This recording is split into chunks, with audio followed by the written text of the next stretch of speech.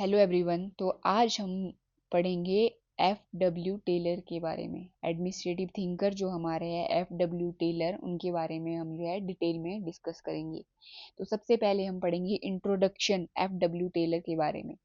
तो जो F Taylor है उनका पूरा नाम क्या है, full name Frederick Winslow Taylor है, एफ टेलर का पूरा नाम। और जो पॉपुलर किस लिए है, ये फादर ऑफ साइंटिफिक मैनेजमेंट किसे कहते हैं, एफ टेलर को कहते हैं। क्यों? क्योंकि उन्होंने जो है बुक लिखी थी the principle of scientific management 1911 में, इसलिए उनको फादर ऑफ साइंटिफिक मैनेजमेंट कहते हैं।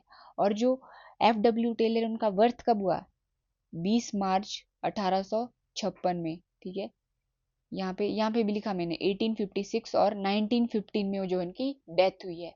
कहाँ से है ये? फिलाडेल्फिया यूएसए से बिलोंग करते हैं।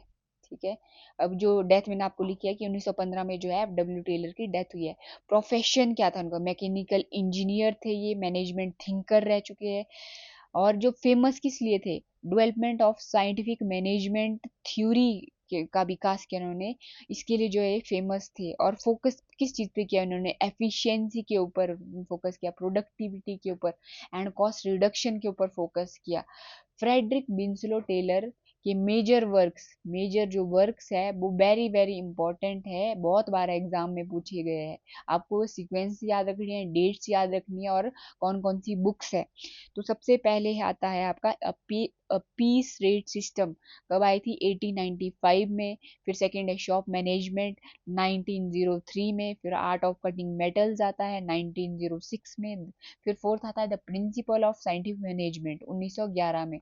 ये बहुत इंपॉर्टेंट बुक है। The principle of scientific management कब आई थी? 1911 में पूछी जाती है।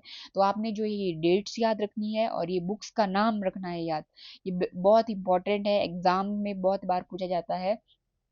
फिर नेक्स्ट आता है जो साइंटिफिक मैनेजमेंट जो टर्म है वो किसके द्वारा कॉइन की गई है? लुइस ब्रेंडिस के द्वारा। कब? 1910 में पूछी जाती है बहुत। फादर ऑफ साइंटिफिक मैनेजमेंट तो एफ टेलर को कहते हैं, परंतु जो टर्म कॉइन की है साइंटिफिक मैनेजमेंट वो किसने किया? लुइस ब्रेंडिस ने किया 1910 में साइंटिफिक मैनेजमेंट। तो फिर ये था इंट्रोडक्शन। फिर नेक्स्ट आते हैं हम प्रिंसिपल ऑफ साइंटिफिक मैनेजमेंट। तो जो एफ टेलर है उन्होंने 4 मेन प्रिंसिपल बताए हैं साइंटिफिक मैनेजमेंट के। कौन कौन से हैं 4 प्रिंसिपल? सबसे पहले है science not a rule of thumb. F Taylor क्या कहते हैं? Science not a rule of thumb, कि भाई जो भी काम है उनको किस तरीके से करना है? साइंटिफिक तरीके से करना है। हमने साइंटिफिक स्टडी की बात की है, नॉट अ ट्रेडिशनल मेथड का यूज नहीं करना है। यहाँ पे साइंस का यूज करने की बात है। रूल ऑफ थंब में क्या है कि अंदाजे से आप कोई काम कर रहे हो तो उसको ना चाहते हो क्या बोलते हैं वो साइंटिफिक तरीके से स्टडी करनी है। हमने यूज करना है time study, motion study and standardization की बात की गई। नेक्स्ट आता है हार्मोनी नॉट अ डिस्कार्ड। इसमें क्या कहा कि भाई म्यूचुअल अंडरस्टैंडिंग होना बहुत ज़रूरी है। There should be mutual understanding between workers and management के बीच में म्यूचुअल अंडरस्टैंडिंग होना बहुत ज़रूरी है। अवॉइड कॉन्फ्लिक्ट और प्रमोट कॉपरेशन, सहयोग को कॉपरेट करना है, अवॉइड करना है कॉन्फ्लिक्ट को, संघर्ष को। हार्मोनी बहुत ज़रूरी है भी किसी भी ऑर्गेनाइजेशन में, किसी भी गोल को अचीव करने के लिए हार्मोनी, सहयोग बहुत आवश्यक होता है। फिर नेक्स्ट आता है कॉर्पोरेशन नॉट इंडिविजुअलिज्म। इसमें क्या बोला गई? भी कॉर्पोरेशन सहयोग के साथ करना है। वर्कर्स और जो मैनेजमेंट है उनको सहयोग के साथ साथ में मिलकर काम करना है। Both should share responsibility for achieve goal को अचीव करने के लिए जो है एक दूसरे के साथ शेयर करनी है रिस्पॉन्सिबिलिटीज। कॉर्पोरेशन नॉट इंडिविजुअलिज्म की बात की है। फिर आता है development of each person to his greatest efficiency की बात की हुई। सिलेक्ट वर्कर्स साइंटिफिकली, जो भी वर्कर्स है उनको आप किस तरीके से सिलेक्ट करें? साइंटिफिकली तरीके से सिलेक्ट करना है। अवॉइड प्रॉपर प्रोवाइड कराना है हमने ट्रेनिंग को एंड डेवलपमेंट, ट्रेनिंग प्रोवाइड करानी है किसी भी वर्कर। मान लो आप किसी भी रिक्रूट कर रहे हैं, किसी भी कर्मचारी को, व्यक्ति को रिक्रूट कर रहे, भर्ती कर रहे हो तो उसको प्रॉपर ट्रेनिंग देनी है। एफिशिएंट ग्रेटेस्ट एफिशिएंसी के साथ काम कर सके वो किसी भी ऑर्गेनाइजेशन। और प्लेस करना में right person at right work. अब जो भी व्यक्ति है आपको पता होना चाहिए कि उसकी जो है काबिलियत किस चीज में है, भाई कि वो क्या काम अच्छे से कर रहा है, उस चीज पे फोकस करना है, उसको राइट जगह पे काम देना है। अगर मान लो आप किसी व्यक्ति को कोई दूसरी चीज दे रहे हो काम करने के लिए तो वो अच्छे से एफिशिएंट तरीके से काम नहीं कर पाएगा। तो यहाँ पे फोकस करना है हमने कि भाई यहाँ की सही व्यक्ति को सही जगह देना। तो ये प्रिंसिपल ऑफ साइंटिफिक मैनेजमेंट है। इसमें क्वेश्चन पूछे जाते हैं, मान लो आपको सीक्वेंस में दिए जाएंगे, science not a rule of thumb, harmony not a discord, cooperation not individualism, development of each person to his greatest efficiency. अब ये 3 आपको दिए जाएंगे या 4 दिए जाएंगे ऑप्शन में, आपको बताना कि कौन से प्रिंसिपल्स है साइंटिफिक मैनेजमेंट के, ये बहुत इंपॉर्टेंट है। फिर नेक्स्ट आता है हमारा टेक्निक्स ऑफ साइंटिफिक मैनेजमेंट। अब हम टेक्निक्स के बारे में बात करते हैं। सबसे पहले आता है टाइम स्टडी। अब scientific measurement of time requires to complete task. अब किसी भी टास्क को कंप्लीट करने में कितना समय लग रहा है, टाइम स्टडी, टाइम की स्टडी करनी भैया। अगर आप कोई काम कर रहे हो तो उसको कितना टाइम लग रहा है। मान लो अगर मैं एग्जांपल बताऊं आपको, आप कोई टॉपिक पढ़ रहे हो, आप स्टडी कर रहे हो, तो आप देखोगे आपने टाइमर लगाया कि भाई हाँ जी 1 घंटे में जो है मैं इस टॉपिक को कवर कर ला। मान लो आपको उसको कवर करने में सिर्फ आधा घंटा लग रहा है, तो आप उसको मेजर कर रहे हो, टाइम देख रहे हो कि ये जो टास्क मैंने लगाया था उसको मेरे को सिर्फ 30 मिनट लग रहे हैं कंप्लीट करने के लिए। तो ये क्या करेगा, हेल्प्स करता है तो fix standard time for each jobs, मतलब ये फिक्स स्टैंडर्ड करता है कि इस काम करने के लिए कितना टाइम लग रहा है। वैसे ही किसी भी काम को, मान लो आपके अंडर कोई वर्कर है, को काम कर रहा है, आप घर का काम करवा रहे हो, तो आप देखोगे भाई हाँ किस व्यक्ति को कितना समय लग रहा है। फिर नेक्स्ट आता है हमारा मोशन स्टडी। मोशन स्टडी में कि भैया, मोशन स्टडी में क्या होता है कि भाई study of movements involve in a doing a job. भैया आप किसी भी काम को करने में किस मोशन के साथ उस काम को पूरा कर रहे हो, ताकि आप, मान लो आप कोई ऐसा काम कर रहे हो जिसमें अननेसेसरी रिमूव अननेसेसरी मूवमेंट हो रही है, जो इन टू इंक्रीज एफिशिएंसी, ऐसे अननेसेसरी काम कर रहे हो आप उसके बीच में, मान लो आप कोई काम कर रहे हैं, तो उनको क्या करना है, रिमूव करना है हमने अननेसेसरी काम को, ताकि जो है एफिशिएंसी हम बढ़ा सके। और तो मोशन स्टडी में हम किस चीज़ पे फोकस कर रहे हैं, डूइंग अ जॉब, कि भाई हाँ किस मूवमेंट के साथ आप काम कर रहे हैं। फिर आता है स्टैंडर्डाइजेशन। स्टैंडर्डाइजेशन में क्या बात की गई है, फिक्स स्टैंडर्ड टूल मेथड, कौन सा मेथड यूज कर रहे हैं आप, वर्किंग कंडीशन कैसी है, तो एंश्योर यूनिफॉर्मिटी एंड एफिशिएंसी, जो क्या करेगा, एंश्योर करेगा यूनिफॉर्मिटी और एफिशिएंसी। फिर आता है आपका differential piece rate system. Differential piece rate system में क्या है, सिंपल अगर मैं बताऊं आपको, यहाँ पे किस से बात की गई है, वेज जो हमारी सैलरी होती है उस पे, कि भाई डिफरेंट वेजेस होगी, rate for efficient and inefficient worker. जो भी वर्कर्स है जो एफिशिएंट है और जो इनएफिशिएंट है उनके वेजेस, सैलरी क्या होगी, अलग होगी। Higher wages for higher productivity, जो ज़्यादा काम कर रहा है उसका, उसके पास उसको जो है ज़्यादा वेजेस दी जाएगी, ज़्यादा सैलरी, ज़्यादा पैसे दिए जाएंगे।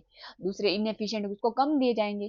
तो डिफरेंशियल पीस रेट सिस्टम की बात की गई है एफ टेलर ने। फिर आता है सिलेक्शन, साइंटिफिक सिलेक्शन की बात की गई और ट्रेनिंग की बात की गई। भाई हमें जो है सिलेक्शन जो हम कर रहे हैं, रिक्रूट जो कर रहे हैं वर्कर्स को, उनको क्या करना है, साइंटिफिकली सिलेक्ट करना है, प्रॉपर ट्रेनिंग देनी है, मस्ट बी गिवन, कर्मचारी को वैज्ञानिक चयन ट्रेनिंग प्रोवाइड करानी है, ताकि वो उस काम को एफिशिएंट तरीके से काम पूरा कर सके। तो ये टेक्निक्स में। फिर आता है हमारा सिक्स फंक्शनल फॉरमैनशिप। इसको मैंने थोड़ा डिटेल में बताया, वेरी वेरी इंपॉर्टेंट है, बहुत बार एग्जाम में पूछा गया है। ठीक है, अब फंक्शनल फॉरमैनशिप में क्या बोला गया है, अब पहले मैं आपको सिंपल समझाऊंगी, फिर ये जो मैंने नोट्स में लिखा है मैं आपको बताऊंगी। फंक्शनल फॉरमैनशिप में क्या है, इसमें उन्होंने जो टेलर उन्होंने क्या कहा कि जो सुपरवाइजर होगा, जो सुपरविजन करने वाला होगा, उसमें उन्होंने कहा कि भाई 8 सुपरवाइजर होंगे जो आपके टॉप में होंगे, 8 बॉस सिस्टम की बात की गई, जो 4 क्या होंगे, प्लानिंग डिपार्टमेंट के होंगे और 4 प्रोडक्शन डिपार्टमेंट के। अब ये जो 4 प्लानिंग डिपार्टमेंट में है वो कौन कौन से है, रूट क्लर्क है, इंस्ट्रक्शन कार्ड क्लर्क है, टाइम एंड कॉस्ट क्लर्क है और डिसिप्लिनेरियन। अब प्रोडक्शन डिपार्टमेंट क्या, गैंग बॉस होगा, एक स्पीड बॉस होगा, रिपेयर बॉस होगा, इंस्पेक्टर होगा।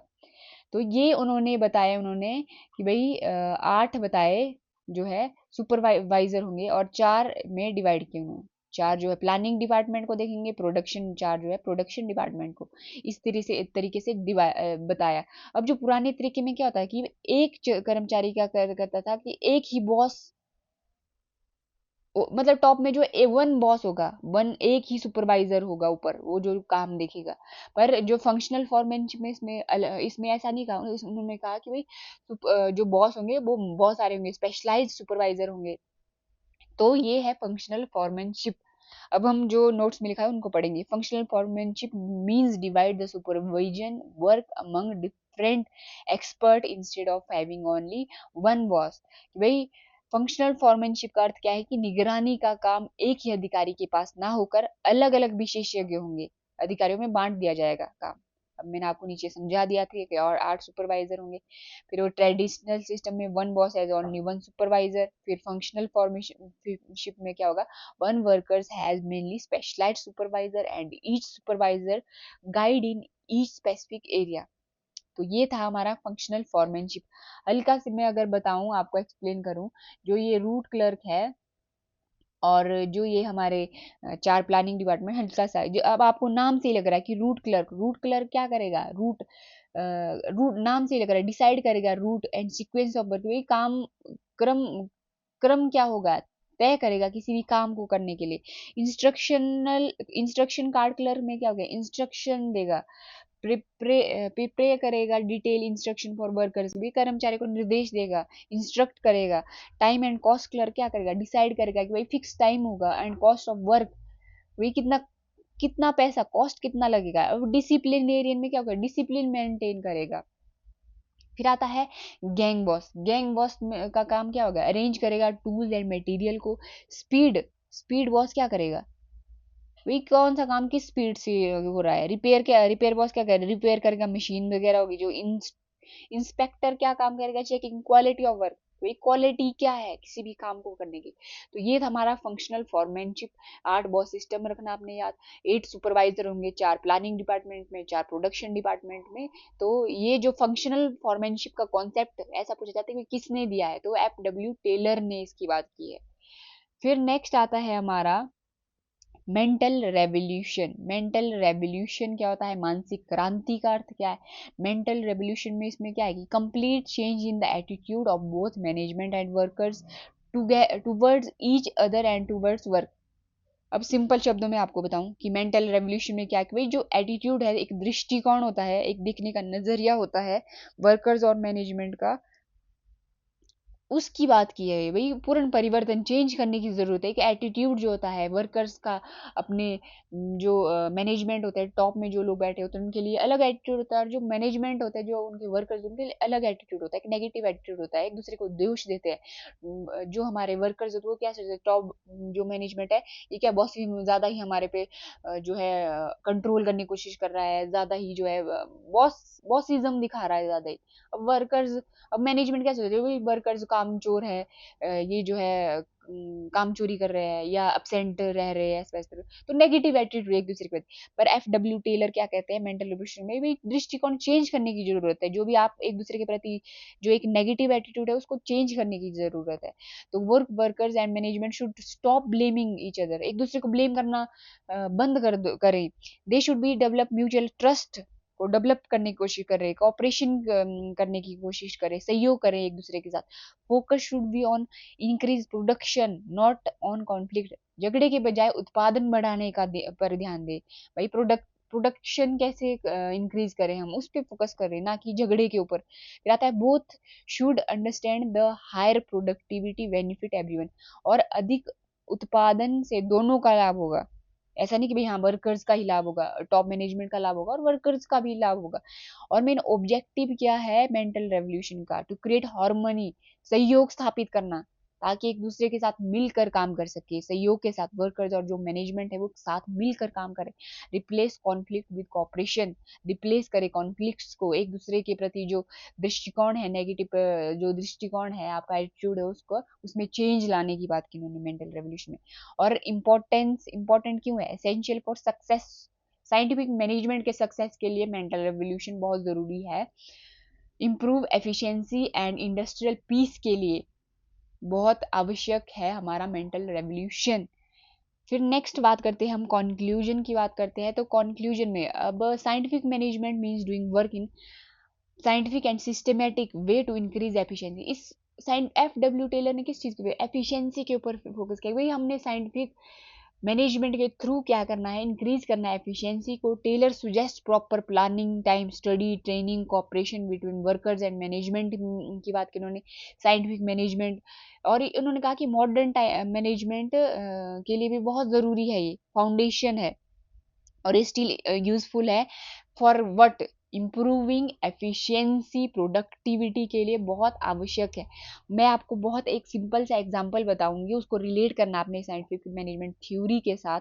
जैसे मान लो, अगर आप मान लो प्रैक्टिकली इन रियल लाइफ में अगर हम बात करें, मान लो अगर आप कोई शॉप निकाल रहे हो, जैसे आपकी कोई टेलर की शॉप है, ठीक है, एक बुटीक आपने निकाला है, आप उसके ओनर हो। अब आप रिक्रूट कर रहे हो लोगों को काम करने के लिए। अब रिक्रूट करें तो साइंटिफिक तरीके से रिक्रूट करोगे आप, एक स्टैंडर्डाइजेशन टूल्स आपके पास प्रॉपर होने चाहिए।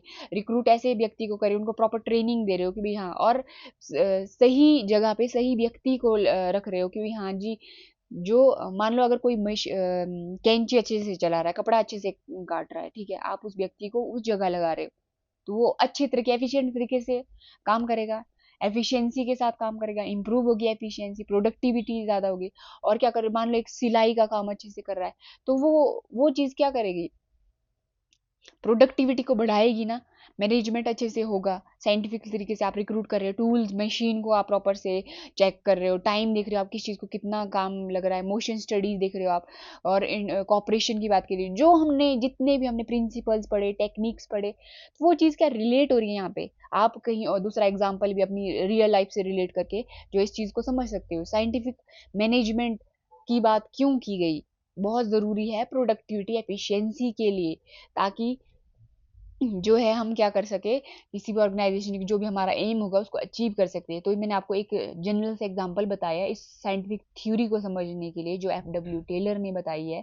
तो जो ये F.W. टेलर है, ये बहुत इंपॉर्टेंट थिंकर है हमारे, और ये जनरल सा जो है मैंने आपको बता दिया है, और ये बुक्स आर्टिकल जो बहुत इंपॉर्टेंट है। तो ये था हमारा आज का टॉपिक, F.W. टेलर। तो नेक्स्ट जो थिंकर हम नेक्स्ट क्लास में पढ़ेंगे। तो ये था हमारा आज का topic. Thank you, have a good day.